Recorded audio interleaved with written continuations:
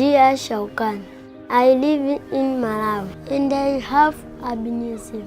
I hope you get out of prison soon. Sincerely yours, Annie.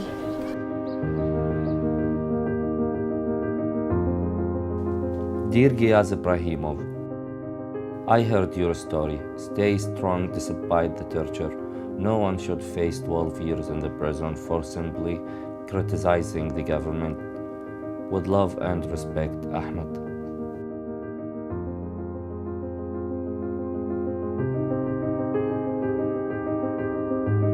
Dear Professor Totti, my son is in prison for his political views.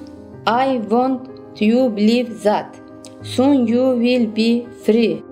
Kind regards, Shura Amrastanova.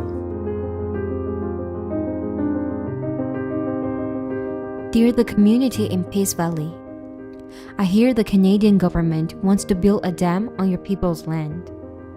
I think they should respect the treaty signed 100 years ago. I support your fight to save it. Best, Jawhar Ilham.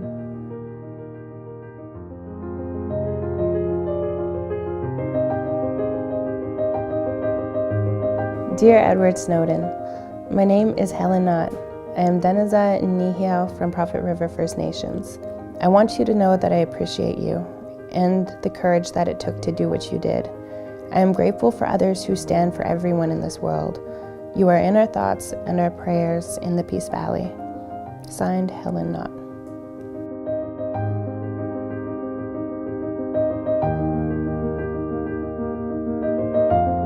Dear Annie, my name is Ed, and I'm in Russia at the moment.